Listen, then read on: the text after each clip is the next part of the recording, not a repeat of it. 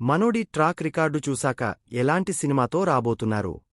మరోసారి సంక్రాంతి నేపథ్యంలో వస్తారా లేదంటే భగవంత్ కేసరిలా కొత్తగా ప్రయత్నం చేస్తారా అనే ఆసక్తి అందరిలోనూ ఉంది.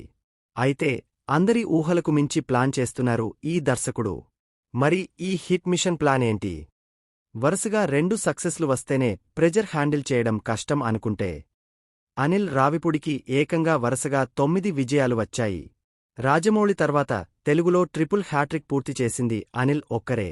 మెగా బ్లాక్బస్టర్ తర్వాత అనిల్ ఏం చేయబోతున్నారనే క్యూరియాసిటీకి తెరదించుతూ అదిరిపోయే మల్టీస్టారర్ ప్లాన్ చేస్తున్నారీయన.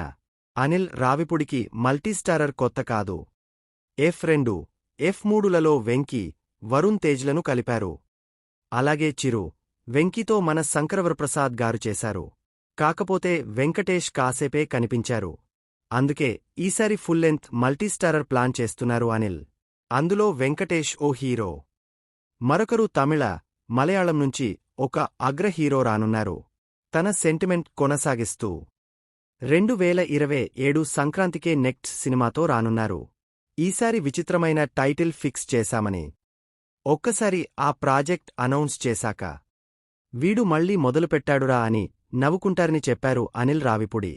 నెక్స్ట్ టైం కూడా పండగ ఫీల్ ఉండేలా వెంకీతో కలిసి హ్యూమర్తో కూడిన థ్రిల్లర్తో రాబోతున్నారు ఈ దర్శకుడు.